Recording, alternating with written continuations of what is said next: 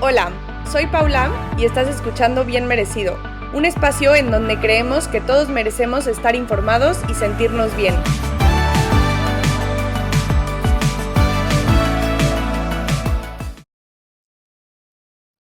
Hola, ¿cómo están? Bienvenidos a un nuevo episodio de Bien Merecido. Hoy tenemos un episodio que estoy muy emocionada porque es de un tema que no se habla tanto y creo que es bien importante platicarlo. Hoy tenemos con nosotros a Beatriz Méndez del Río. Ella es especialista en fertilidad y nutrición prenatal. Y justo lo que platicaba ahorita con Beatriz es información que yo en un momento necesité, que no se habla tanto del tema y que creo que es bien relevante platicar del tema de la fertilidad. Entonces, bienvenida Beatriz, estoy muy contenta de tenerte aquí.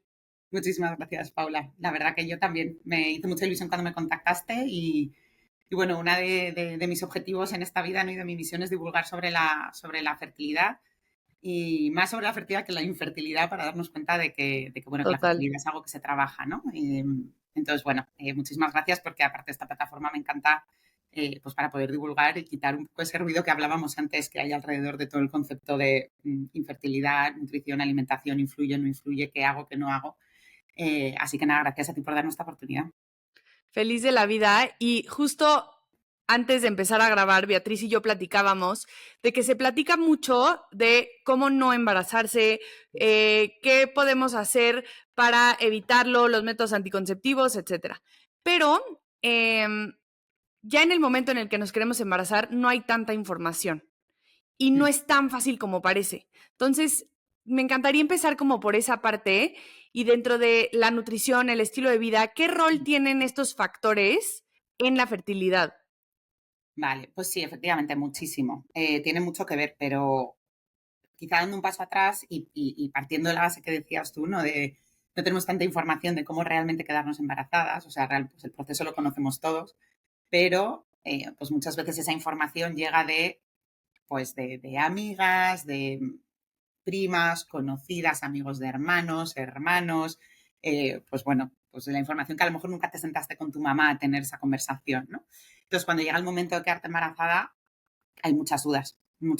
Y parece que como nos han enseñado siempre a que lo que hay que hacer es evitar el embarazo, pues Claro. claro, cuando queremos intentarlo es como, bueno, pues nos ponemos a ello, ¿no? Y la realidad es que hay muy pocos días del ciclo menstrual en el que embarazo es realmente posible, ¿no? La posibilidad de embarazo solo da en la ventana fértil dentro de un ciclo medio, que aunque eso sean los 28 días siempre estándar, el ciclo medio son 29,4, 29,5, solo hay realmente entre 5 y 6 días de todo ese ciclo en los que el embarazo puede ocurrir.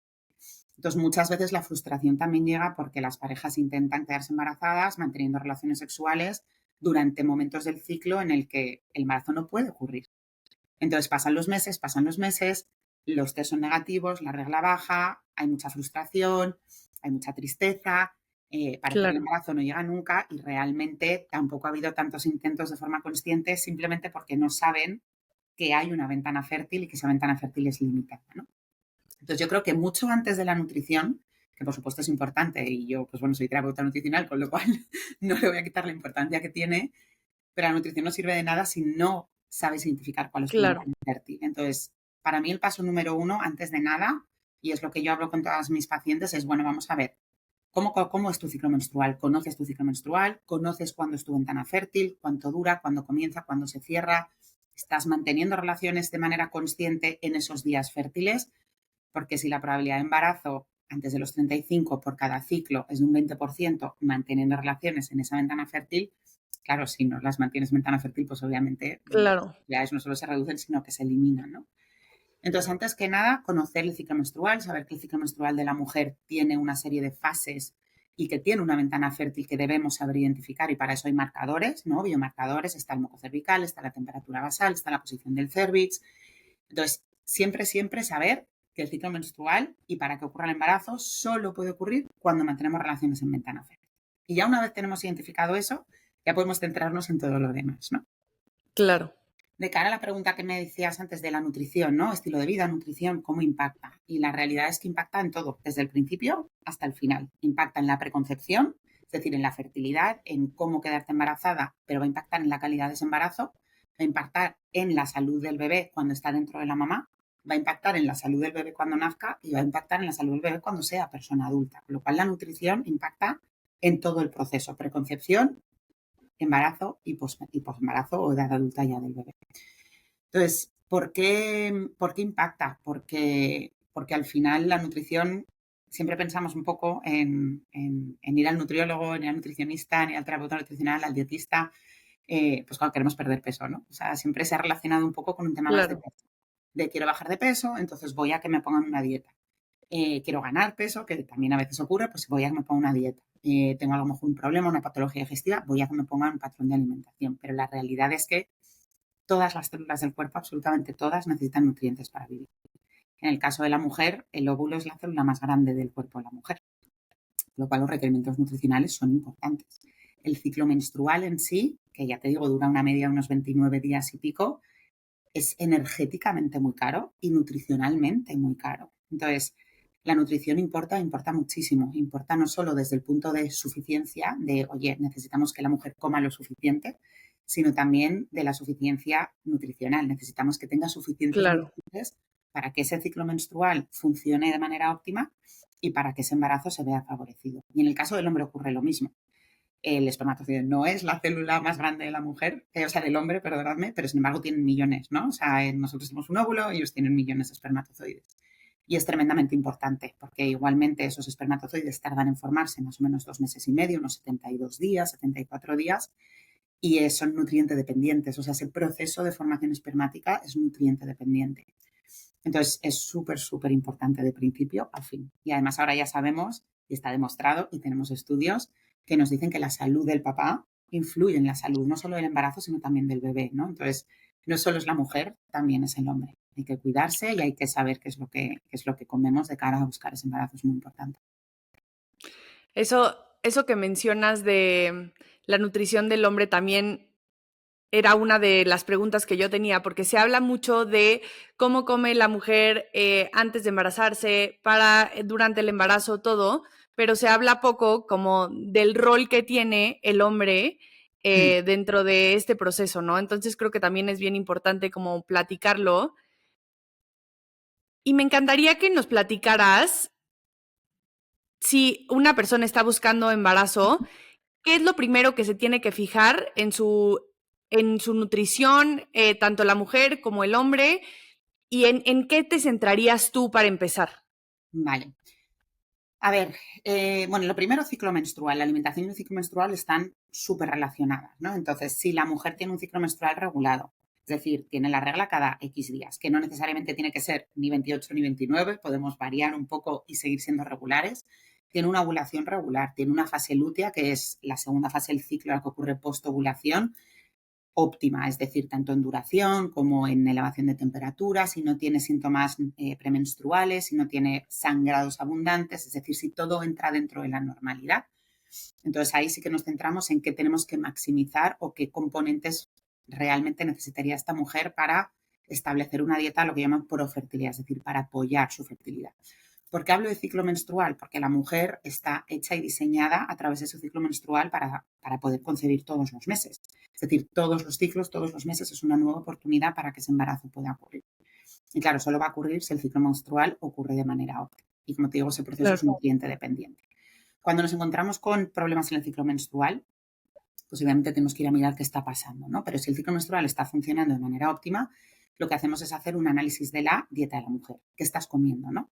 Generalmente a mí me gusta que por lo menos en consulta pueda haber al menos 7 días. De, oye, durante 7 días, si puedes 10, cuanto más mejor, obviamente, mayor información, mejor va a ser el protocolo que puedas proponer. Pero 7 suele ser suficiente. ¿Qué estás comiendo? ¿Qué estás desayunando? ¿Qué estás cenando? A nivel de cantidades, a nivel de alimentos, cómo estás combinando esos alimentos. Los horarios son importantes. ¿Cuántas comidas haces al día? ¿Haces 3, haces 5, haces 6, haces 2, haces una? Ayuno intermitente. Y evaluamos si hay una suficiencia calórica, es decir, estás comiendo lo suficiente, que una de las mayores o los mayores problemas que me encuentro en consulta es darse cuenta de que la mayoría de las mujeres no comemos lo suficiente. Claro. Tenemos ese miedo tremendo a coger peso, pues bueno, a salirnos un poco de esos estándares, ¿no? Que nos han marcado a nivel sociedad de tenemos que estar delgadas, tenemos que estar fuertes, tenemos que Y entonces a veces da mucho miedo y nos limitamos a comer poco. Entonces muchas veces el primer gran ajuste que hay que hacer es meter más calorías. Casos limitados, a lo mejor hay que quitar, ¿no? Pero generalmente lo que más me encuentro en consulta es, oye, para garantizarnos que comemos suficiente, lo normal es que siempre nos falte un poquito, ¿vale? Una vez nos garantizamos que estás comiendo lo suficiente, es decir, que tu cuerpo tiene la garantía de que tiene la energía suficiente para que el ciclo menstrual funcione, que el desarrollo folicular funcione y que la ovulación funcione y, por tanto, el embarazo se pueda sostener porque esa fase lútea es óptima, vamos a garantizarnos que esto también ocurre a nivel de micronutrientes. Es decir, dentro de lo que estás comiendo, ¿qué estás comiendo? ¿No? Porque no es lo mismo llegar a una dieta de 2.000 calorías, que es algo bastante estándar para una mujer, a base de arepas, tortillas, hamburguesas de McDonald's, lo que llamaríamos a lo mejor aquí en Estados Unidos el Standard American Diet, ¿no? El SAT Diet, que básicamente es una dieta calóricamente elevada, pero nutricionalmente muy pobre, ¿no? No es lo mismo eso versus una dieta calóricamente adecuada que además está aportando una densidad nutricional elevada. Es Claro. decir, proteínas de alta calidad, pues como huevo, marisco, pescado, carnes de buena calidad, verduras, frutas, semillas, legumbres, cereales. Una dieta no solo calóricamente densa, sino también nutricionalmente densa. ¿Por qué? Porque la densidad nutricional es importante. Para mí la primera premisa siempre es densidad nutricional. Que por lo menos el 90% de la alimentación que sigas sea a base de nutrientes de alimentos que te aporten densidad nutricional. Y cuando nos vamos a evaluar cuáles son los alimentos con mayor densidad nutricional, la lista es muy clara. Las Claro. proteínas de origen animal siempre van primero, especialmente los órganos, las vísceras, pues el hígado, el corazón, los riñones, las ostras, las almejas, los bivalvos, mariscos, huevos, carnes, aves, etcétera, lácteos y luego a partir de ahí hojas verdes, verduras, legumbres, etcétera, ¿no? Entonces, una dieta que te aporte una densidad nutricional importante siempre va a ser una dieta que te aporte o que apoye tu fertilidad.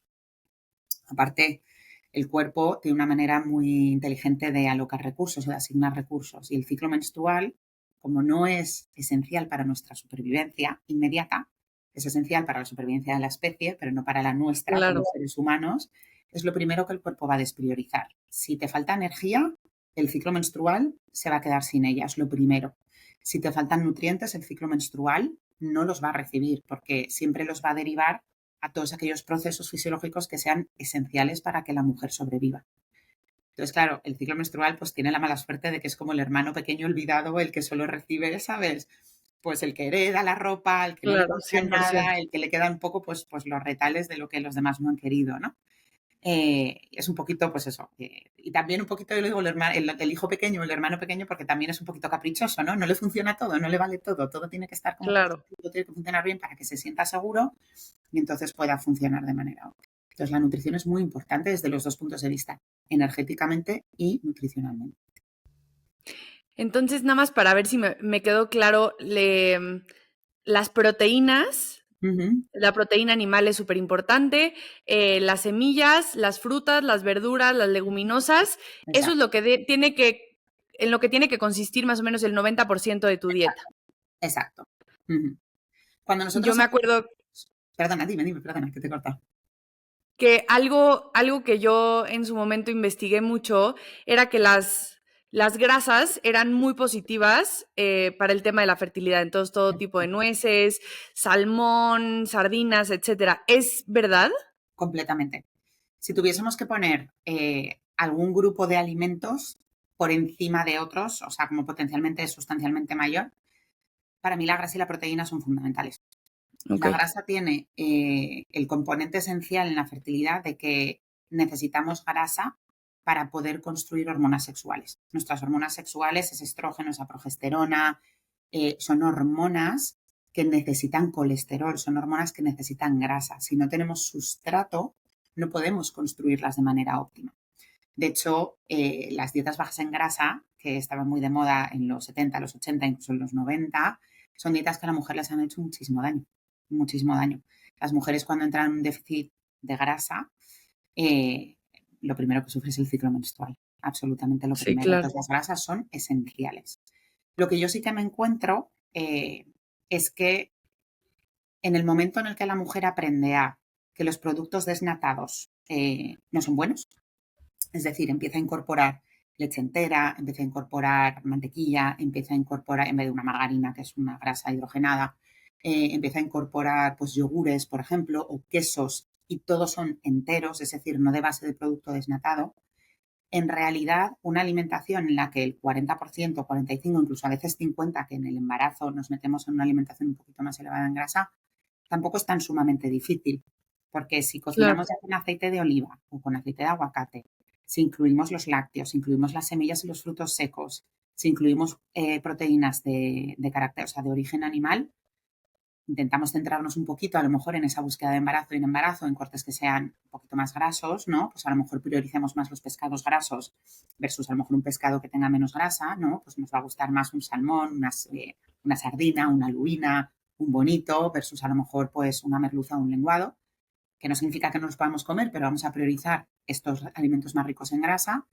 Lo mismo con los cortes, ¿no? Pues es mejor en este sentido irte a un contramuslo o un muslo de pollo que a una pechuga, o a lo mejor en el cerdo pues es mejor tomar una presa, un secreto versus a lo mejor un solomillo, y en la carne pues va a ser mejor pues una entraña, un chuletón o un entrecot antes que un solomillo, ¿no?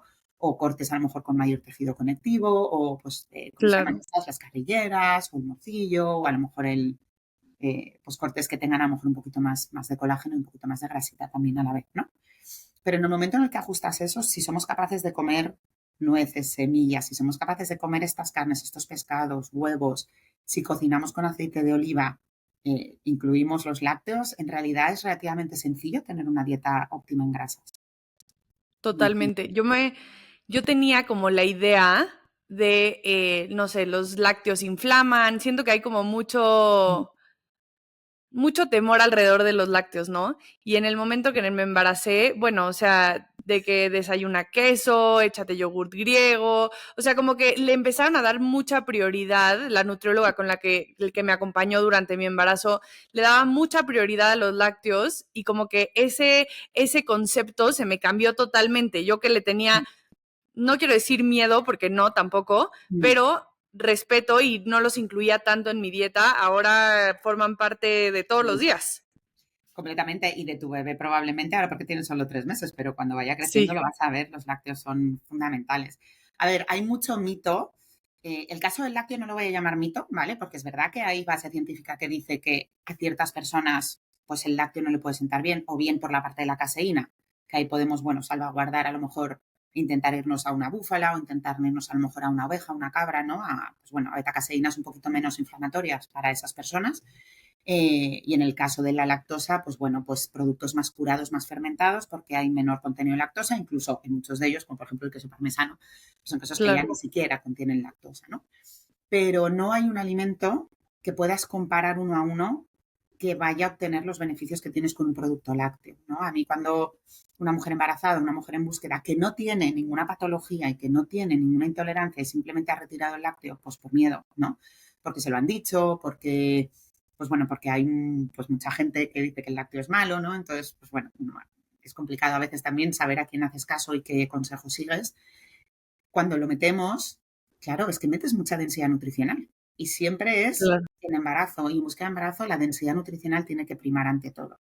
Un vaso de leche es magnífico. Si no hay ninguna patología, es magnífico. Un yogur griego es magnífico. Un par de cucharadas de mantequilla son estupendas, incluso menos calóricas que un aceite de oliva, y te aportan mayor densidad nutricional que el aceite de oliva, partiendo de la base que el aceite de oliva es maravilloso.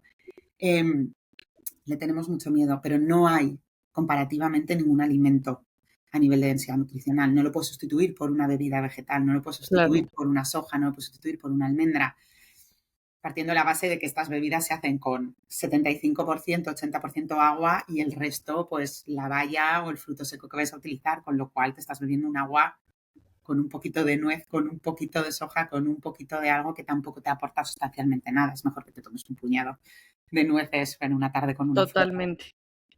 Mm. No, totalmente de acuerdo. Y otra duda que tengo, que creo que se habla mucho también durante el tema de la preconcepción y el embarazo, es el tema de la suplementación. Mm. ¿Cómo, cómo ves tú esta parte? O sea, obviamente acompañado de una buena nutrición. ¿Cómo la ves tú esta parte? Pues mira, a mí un suplemento preconcepcional me parece en general como un seguro. O sea, es como el que Ok, tiene un seguro para su casa. ¿No? Y yo tengo un seguro, yo cuido mi casa, yo en mi casa en principal pues no va a pasar nada, pero oye, si en un momento pasa algo, pues tengo mi seguro, ¿no? Entonces está bien tener un seguro, porque te cubre ante esas eventualidades que pueden pasar. Entonces a mí los prenatales o los preconcepcionales, realmente, porque el prenatal es más para embarazo, pero bueno, se parecen mucho, el suplemento preconcepcional va a garantizar a la mujer que va a cumplir esos mínimos requerimientos, mínimos, ¿vale? No sí, óptimos, claro. mínimos requerimientos que necesitamos para que pues, el embarazo se dé de manera óptima, ¿no? Es decir, que al bebé le lleguen los recursos que necesita, que a nivel endometrial el endometrio pueda llevar y hacer el delivery de los nutrientes al bebé, porque es importante saber que realmente es el endometrio el que alimenta a tu bebé durante las 10 semanas de concepción, que es cuando la placenta termina de formarse y a partir de ahí ya es la mamá directamente. Entonces está bien como un seguro de vida. No todas las mujeres lo necesitan. Es verdad que yo en mi carrera profesional, que llevo ya 8 años dedicándome a fertilidad, algún caso puntual me he centrado en nutrientes más independientes porque me he encontrado casos en los que la mujer comía tan bien que había que hacer muy poquito ajuste, ¿no? Ya. Pero es verdad que un buen preconcepcional es un buen seguro. Dicho esto, los preconcepcionales también van cambiando. Entonces, yo si la mujer, por ejemplo, se prepara conmigo y se está preparando y no está buscando activamente y tenemos 6 meses para preparar, pues a lo mejor empiezo con algo más intensivo al principio y luego a lo mejor se lo cambio a los 3 meses porque ya ha empezado a meter mucha cosa, ya empieza a meter mucha mayor densidad, ya no necesita tanta carga, ¿no? A mí, por ejemplo, hay un suplemento en Estados Unidos que me encanta, que es el de Fullwell, que es maravilloso, pero claro, cuando lo comparas y ves a nivel de requerimientos nutricionales, claro, está hecho para el estándar American Diet, ¿no? O sea, hay veces que lo Claro. recomiendo, pero yo, por ejemplo, en España, muchas de mis pacientes, que en España se sigue una dieta generalmente muy mediterránea, mucho más densa a nivel de nutrientes, pues es una exageración, no se necesita tanto, ¿no? Entonces, bueno, tienes que jugar ahí un poquito también con, pues, con la alimentación de la persona. Pero dicho esto, de verdad que cualquier mujer se podría beneficiar de tomar un prenatal básico en cualquier momento de su búsqueda de embarazo, especialmente porque va Y a contener nutrientes esenciales. totalmente. Y si yo estoy buscando un prenatal básico, Ujú. ¿en qué me tengo que fijar que tenga que tener mínimo? Vale. Pues mira, el mínimo mínimo que tiene que tener es el folato, ¿vale? Que en este caso hay, bueno, hay distintas ya marcas registradas, etcétera, pero bueno, tiene que estar en forma de metilfolato o de ácido folínico o de 5-MTHF. Y hay una marca que se llama Quatrifolic, hay, bueno, hay algunas que ya están, pero bueno, que no sea ácido fólico y que sea folato. Para mí esta es una de las partes fundamentales, porque es verdad que hay un porcentaje muy elevado de mujeres que no son capaces de básicamente convertir el ácido fólico, que es sintético, en el folato, que es el biodisponible y el que realmente sabemos que juega un papel fundamental en la prevención del desarrollo del tubo neural, ¿no? El folato se Ok. empieza a fortificar en las comidas para prevenir problemas en el desarrollo del tubo neural, que es esa formación última que ocurre, ¿no? Y esto realmente es súper importante, especialmente en las primeras semanas de embarazo, alrededor de la semana de las 7, bueno, o sea, 7 empezando por el ciclo, o sea, realmente desde el momento de la concepción hasta 2, 3 semanas después, es súper importante, pues cuando se termina el folio, ¿vale? Entonces, claro, todo lo que vengas tomando de antes es acumulativo. Por eso siempre a las embarazadas le dice, toma ácido fólico.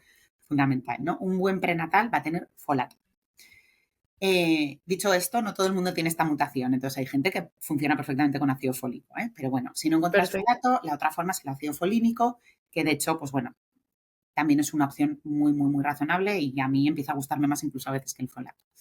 El yodo, sobre todo en países, probablemente México le pasa un poco como a España, Estados Unidos, también en países en los que a lo mejor nuestra alimentación no es muy rica en yodo, y el yodo es fundamental y la única manera que tenemos de obtenerlo generalmente es o comiendo mucho marisco o comiendo algas, que tampoco solemos ser muy pro algas en nuestra Claro. alimentación, a no ser que de repente te guste el sushi o hagas algún snack Sí. así, o si no a través de la sal yodada, ¿no? Pero el problema de la sal yodada es que ya te metes en un tipo de sal que no tiene otro tipo de minerales que son interesantes, ¿no? Entonces, un buen suplemento con yodo, entre 150 a 200 microgramos de yodo, es importante.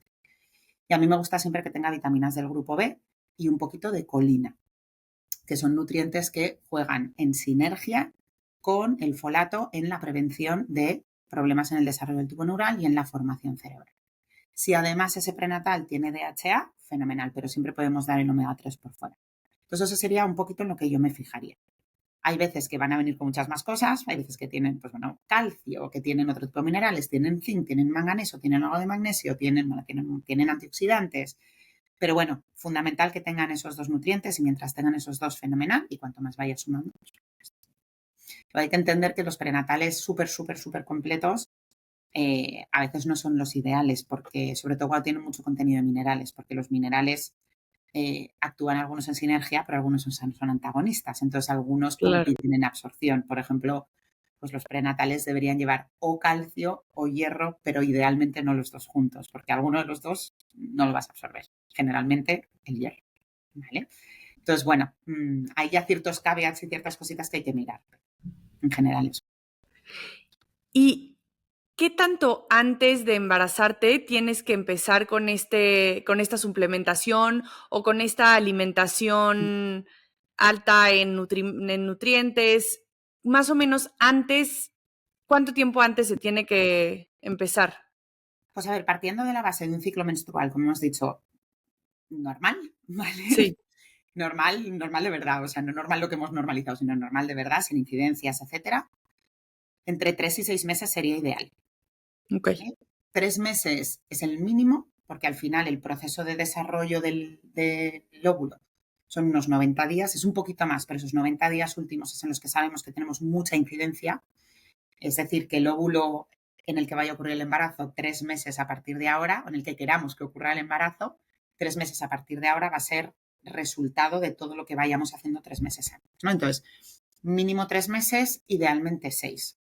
Si en el ciclo menstrual hay alguna red flag, alguna señal que nos esté diciendo, oye, ojo, que por aquí hay cosas que hay que tratar, pues que a lo mejor hay un déficit de fase lútea, hay un déficit de progesterona, a lo mejor el desarrollo folicular no es el óptimo, ahí yo diría que ya el mínimo serían 6 meses para trabajar esas cositas y a lo mejor incluso un poquito más antes. ¿Vale? ¿Y Pero es igual luego, para el hombre y la mujer? exactamente, el hombre, esos 3 primeros meses mínimo, a mí me gusta darles, pues por dar un poquito de margen, ¿no? Porque el hombre tiene la capacidad de generar esperma todos los días, millones de esperma, puede eyacular varias veces al día, pero ese esperma es el proceso de 74 días previos de formación, que es el proceso, digamos, espermatogénesis. Es decir, cualquier esperma que eyacule un hombre hoy es el resultado de lo que ha hecho o viene formándose los 74 días anteriores, 72, 74, 80, y hay una cifra que no está 100% clara. Al final, si redondeamos, estamos hablando de 2 meses y medio, 3 meses, ¿no? Sobre todo porque como ellos construyen y generan esperma todos los días, su trabajo sí que es acumulativo día a día. Entonces, tres Claro, meses va a ser mejor, o sea, 90 días van a ser mejor que 75, ¿vale? Van totalmente. a poder ver todo ese trabajo acumulado.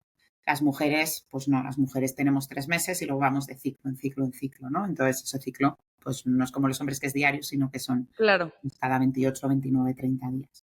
Entonces, idealmente sí, es verdad que los hombres lo tienen más sencillo porque ven el efecto mucho más rápido que nosotras, ¿no? Nosotras es un ciclo y tenemos que esperar otros 30 días al siguiente ciclo, mientras que ellos cada día pueden ir viendo una mejora. Y en este proceso de preparación, ¿hay algo que tú digas, te conviene evitar esto o no ingieras cierta sustancia, etcétera? Mm. Bueno, a ver, para hombres y para mujeres, tóxicos. O sea, fumar, beber y drogas recreacionales, marihuana en cualquiera de sus formas, y cualquiera de sus formas me refiero, pues tanto fumar como gamis, como ahora hay tanta, yo que ahora Sí, vivo en sí. Nueva York, y Nueva York lo han legalizado hace unos años, pues es que hay tanto de todo que yo ni siquiera sabía que existía, pero bueno. Em, Fundamental fuera, ¿no? De hecho, yo sé que esa parte es difícil, pero es fundamental. De hecho, una de las conversaciones más complicadas que tengo con mis pacientes es el momento de dejar de tomar y el momento de dejar de fumar, ¿no? Dejar de fumar sabemos que es muy complicado porque al final es una droga y es una adicción. Dejar de tomar yo creo que también es complicado, pero no somos conscientes. No sé si os pasa en México, pero yo creo que somos muy No, igual. Son totalmente. culturas muy parecidas, que yo cuando hago historia clínica es como, bueno, no, yo soy bebedor social solo el fin de semana. Ya, pero es que el fin de semana en España empieza el jueves. El jueves sí, igual en México. Lo llamamos juernes y el juernes Sí. es fiesta, ¿no? Entonces, y sobre todo en los meses de luz. Entonces, empezamos en marzo, abril y terminamos en noviembre. Pero todos los jueves se sale, se toma algo, incluso en casa, venga, aquellos jueves nos tomamos una cervecita, aunque estemos cenando, una copa de vino. Entonces, el jueves ya bebes, el viernes ya bebes, el sábado no bebes por la noche, bebes empezando en el Sí, aperitivo, en el día. comes, luego por la noche vuelves, el domingo comes o cenas en casa de tus suegros o de tus papás, y al final de 7 días que tiene la semana, pues bebemos 4. 4 y 4, porque, bueno, pues porque luego hay gente que bebe más, ¿no? No, y es que todos los días en Sí, casa me gusta tomarme mi copita de vino, me han dicho que es sana, tal. Entonces, bueno, desde luego reducir la ingesta es fundamental, eliminar, pues si podemos también, pero reducir sí o sí. El fumar me parece más complicado, y hablo aquí desde la ignorancia porque yo nunca he fumado, pero tengo mucha gente a mi alrededor que lo ha hecho y que le ha costado mucho dejarlo. Creo que es más complicado dejarlo gradualmente y fumarte uno o dos que realmente, oye, mira, no dejo fumar y ya está, ¿no? Pero sí que hay relación absolutamente directa, tanto en fertilidad, es decir, en capacidad de concepción por ambos partes de la pareja, ¿vale? Factor masculino, factor femenino, y luego, por supuesto, en el embarazo. Fumar, tomar y las drogas crean muchísimo estrés oxidativo, que es lo que más daño hace tanto al óvulo como al esperma. Y luego lo que peores resultados da de cara a nuestros bebés, ¿no? Y hay una cosa que yo a veces intento divulgar mucho y es como, y a mí me encanta que os quedéis embarazados, o sea, es mi trabajo, pero realmente mi trabajo no es que consigas el embarazo, es que lo consigas en las mejores condiciones. claro, El embarazo es importante, pero lo que es importante es la salud de tu bebé. Todos queremos un bebé sano. Entonces, si sabemos que estamos tomando decisiones que van a influir de manera negativa en la salud de nuestro bebé, yo creo que esas son las decisiones que hay que tomar primero, ¿no? Entonces, eso es mi punto de vista.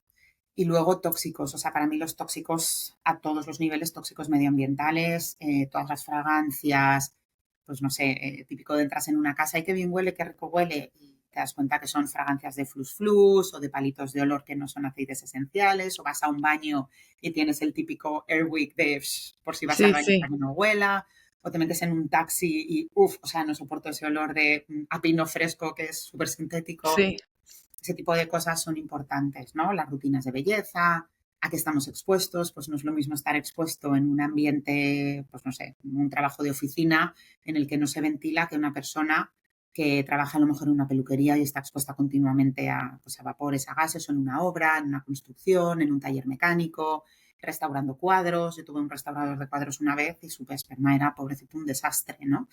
Entonces, bueno, ese tipo de cosas son muy importantes también tener en cuenta. Exposiciones elevadas, obviamente hay que intentar minimizarlas lo más posible. Y luego, pues las exposiciones que a lo mejor son menos elevadas, pero más constantes, pues aprender a que podemos minimizar en nuestro día a día muchas cosas que podemos hacer sin tener que llegar a convertirnos tampoco en locos de los claro, tóxicos, ¿no? Pero cosas tan sencillas como ventilar. Por este tema de las fragancias, olores, productos, solemos tener más polución dentro que fuera y no solemos saberlo. No tenemos mucho miedo a ventilar, pues no ventila, que corra el aire. Eh, no sé, cositas, dejar los zapatos en la entrada de casa, no caminar con zapatos porque de casa de fuera nos traemos mucha porquería, pues cocinar con sartenes que no sean de teflón ni antiadherentes, el agua súper importante, pues agua filtrada, agua mineral, bueno, que es tan sencillo como a lo mejor invertir un poquito en poner un filtro de fregadero, bueno, utilizar jarras que filtren o filtros en la ducha, que a lo mejor son pequeñas inversiones y no son grandes inversiones, pero que marcan mucha diferencia, ¿no? Esas son las totalmente. cosas. Yo a grupos alimentarios en general, quitando azúcares procesados, intento no eliminar. Y de hecho soy más de la opinión de que cuanto más metas de lo bueno, menos espacio vas a tener para lo malo. Pero no me gusta limitar. No me gusta decir no te comas ese donuts, no te comas ese helado, no te comas ese chocolate, porque cuando limitas creas mucha sensación de ansiedad, no creas adherencia a los patrones de alimentación y tienes menor probabilidad de que esa persona realmente pues siga las guías que le estás marcando, ¿no? Si esa persona tiene la flexibilidad de decir, oye, el 90% de mi tiempo, 95% de mi tiempo, yo estoy metiendo cosas que como son nutricionalmente densas, me están aportando saciedad y me están aportando equilibrio, voy a tener luego menos espacio para que me apetezcan incluso cosas que a lo mejor no lo son. Y que el día que te apetezca, pues te lo tomas y lo disfrutas, ¿no? Sin culpa, Total. sin remordimientos, pues eso, disfrutándolo, ¿no? Que yo creo que siempre hay espacio para el disfrute. Y en el momento en el que la alimentación se vuelva restrictiva y no te proporcione placer, hay algo que no estamos haciendo bien. Totalmente de acuerdo. Y también creo que aquí platicas algo de un factor que me encantaría que también tocáramos ese punto del factor estrés. Mm. Em, Cómo el estrés, el sueño, el ejercicio, estos otros factores como del bienestar, Ujú. igual afectan la fertilidad. Pues a ver, afectan mucho. De hecho, la nutrición es súper importante, pero es solo una pata más. ¿Vale? A mí siempre Claro, me gusta decir, me encanta trabajar con vosotros, pero da un poco igual todo lo que yo te enseñe si luego no me estás durmiendo bien, si no estás moviéndote, si no tienes paz contigo misma. Es complicado, pero son patas de la misma mesa, ¿no? Entonces todas tienen un grado de importancia muy similar y es verdad que la importancia va a depender en función del momento en el que la mujer o la pareja se encuentre. El ejercicio es fundamental. El sedentarismo es el nuevo tabaco. Es así, o sea, nos hemos total. vuelto sedentarios. El hombre y la mujer estamos hechos, el ser humano en general estamos hechos para movernos, estamos hechos para tener potencia, para poder saltar, para poder correr distancias cortas rápido, estamos hechos para poder coger peso, estamos hechos para movernos. No estamos hechos para estar sentados en nuestra silla delante de un ordenador y una pantalla, no estar expuestos a la luz solar, o sea, eso nos crea muchísimo estrés interno y muchísimo, muchísimo. Entonces el estrés, que ahora hablo de él, uno de los patrones, o uno de los factores, perdona, no patrones más importantes es el estrés interno y crea mucho estrés interno, ¿no? El sedentarismo aumenta los niveles de colesterol, aumenta los marcadores de inflamación y claramente va en contra de tu fertilidad, con lo cual moverse es importante. Y luego ya es verdad que podemos entrar, que eso lo vemos en consulta, en qué es movimiento, qué es ejercicio, cómo necesitamos los dos y qué debemos priorizar en función de la mujer y de la pareja, ¿no? Pero desde luego moverse es importante. El Total. sueño es para mí el factor que si tuviésemos que dar más importancia, incluso más que a la alimentación, sería el sueño. El sueño es súper importante. No hay un solo proceso fisiológico a nivel corporal del cuerpo humano que ocurra que se escape a los efectos del sueño. El sueño afecta a todo, absolutamente a todo. Y por supuesto a tu fertilidad. Pero a todo. Todo lo que ocurre cuando estamos durmiendo, desde fijación de conocimientos, memoria, detoxificación a todos los niveles, a nivel cerebral, o sea, del sistema linfático, o sea, todo lo que ocurre a nivel sueño es necesario para que el resto funcione bien durante el día. Entonces, las hormonas se ven especialmente afectadas por el sueño, con lo cual, si no estamos durmiendo bien, si no tenemos un sueño de calidad, si no tenemos cierto nivel de sueño profundo, si no tenemos cierto nivel de sueño REM, si no tenemos las 3, 4 fases de ciclo que necesitamos por cada noche de sueño, si te levantas por la mañana después de haber dormido 8 horas y sigues agotado, hay que trabajarlo. Sí, Y yo hay veces que tengo trabajando a la mujer 2 y 3 sesiones seguidas sin ningún cambio nutricional, solo metiendo calidad de sueño, porque es que si no da igual lo que hagamos, que no va a tener ningún efecto. Entonces, claro, meter cambios nutricionales que a veces cuestan mucho meterlos, cuando no vas, sabes que no van a tener un efecto porque la mujer no está claro. trabajando el sueño, no tiene sentido, ¿no? Entonces es importante. Y luego el estrés es muy importante también, porque el estrés, tendemos a pensar en el estrés solo como estrés emocional, ¿no? Pues no sé, tengo una mala relación, pues espero que con una pareja no, porque estaba hablando de fertilidad, pero bueno, a veces, ¿vale? Porque también crea mucho estrés y mucho roce en la pareja, pero con una hermana, con un papá, con una mamá, con mi jefe, una muerte cercana, tener que cuidar de un familiar enfermo, un estrés económico, y ahora no llego a fin de mes, o de repente tengo una carga adicional que no pensaba, o me han echado del trabajo y tengo una hipoteca que pagar. O sea, hay mucho estrés emocional en nuestro día a día, gordo, potente, importante, y luego mucho estrés muy gordo, potente, importante, al que no le damos tanta importancia, como el estoy en medio de un atasco y pues la prisa, no llego, ahí tengo que recoger a no sé quién, no he enviado este informe, ¿no? Que son cositas pequeñitas, pero Claro. como construyendo en ese como resilience packet que llamamos, ¿no? O la carga alostática que se llama en inglés. Entonces es importante gestionarlo. ¿Por qué es importante? Porque el estrés que básicamente tenemos, o sea, dentro de lo que son los 3 grandes ejes endocrinos, esos 3 grandes ejes, que serían el tiroideo, el de las glándulas suprarrenales, que son las encargadas de nuestra respuesta al estrés, y el gonadal, que en el caso de las mujeres son los ovarios y en el caso de los hombres son los testículos, están lideradas por las dos mismas glándulas, la hipófisis o la glándula pituitaria y el hipotálamo. Y son esas dos glándulas las que van básicamente a los grandes organizadores de orquesta, organizadores no directores de orquesta, que van a ir diciendo qué se prioriza y qué no, ¿no? Y van a intentar siempre que esté en equilibrio, porque el cuerpo siempre va a querer estar en equilibrio y siempre va a ir a compensar y a buscar. Pero es que el estrés es el eje de la supervivencia. Entonces, el cuerpo siempre va a querer que tú sobrevivas. Entonces, va a darte todos los recursos que necesites para que tú sobrevivas. Y le va a quitar recursos a todo lo demás en pro de que tú sobrevivas. Y el estrés emocional, el cuerpo no es suficientemente inteligente todavía, lo es para muchas cosas, pero la evolución no ha llegado hasta ese punto de saber identificar si es que tu jefe te está gritando o que realmente tienes un estrés de vida o muerte porque un león te Claro, acaba de salir y tienes que correr y enfrentarte a él, ¿no? El cuerpo, el sistema, todavía, ese sistema, ese eje adrenal, ese eje de supervivencia, que está dominado por el sistema nervioso simpático, no es capaz de diferenciarlo. Entonces, como no es capaz de diferenciarlo, si tu jefe te está gritando, tú estás en un momento de tu supervivencia inmediata. ¿Qué es lo que pasa? Que la supervivencia inmediata va en contra de la supervivencia de la especie.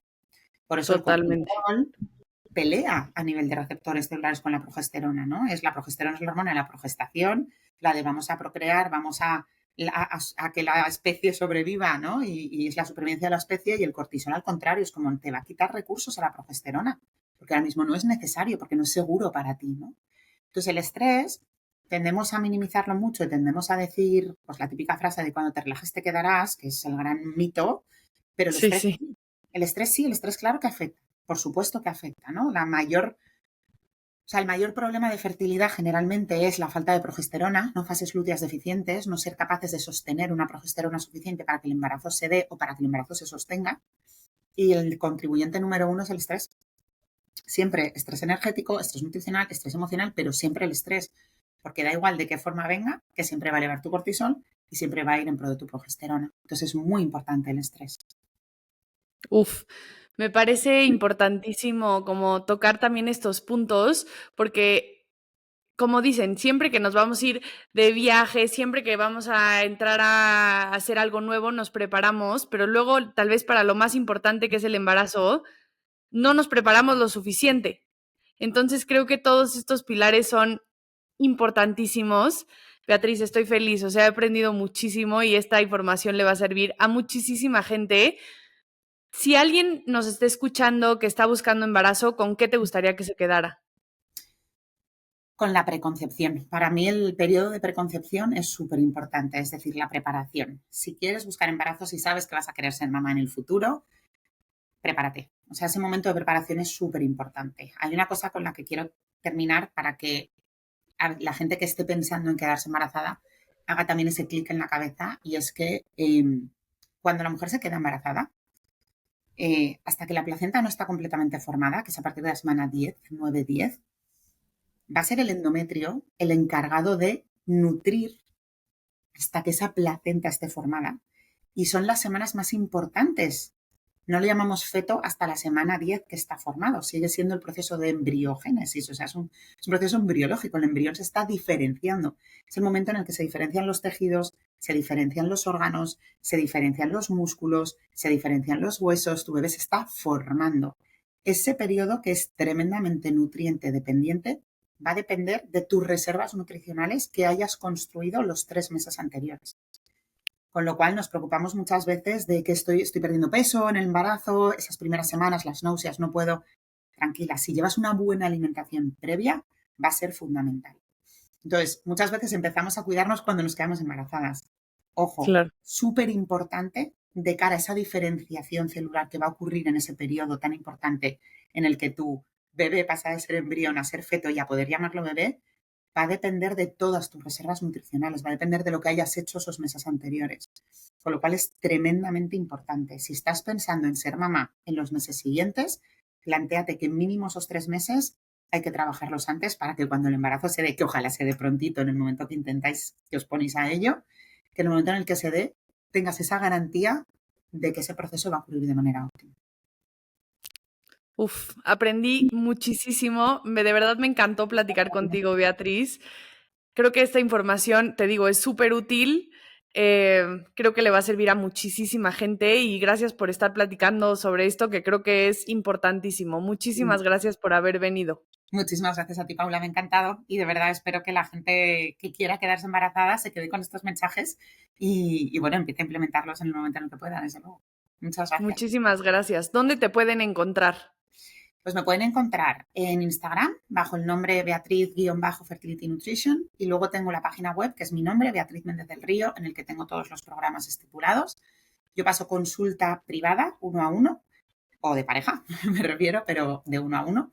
Y luego tengo cursos. Tengo un curso de preconcepción que se llama Fertility Fast Track, le acabo de cambiar el nombre a Fertilidad 360, y que la siguiente edición empieza en septiembre. Así que nada, ahí en Instagram tenéis el acceso a la lista de espera si os queréis apuntar y desde luego podéis siempre preguntarme porque siempre contesto. Estoy yo detrás y siempre contesto a todos los mensajes que me mandáis. Buenísimo. Yo voy a poner abajo en la descripción todos los links para que te puedan encontrar fácilmente. Muchísimas gracias. Muchísimas gracias a ti, Paula.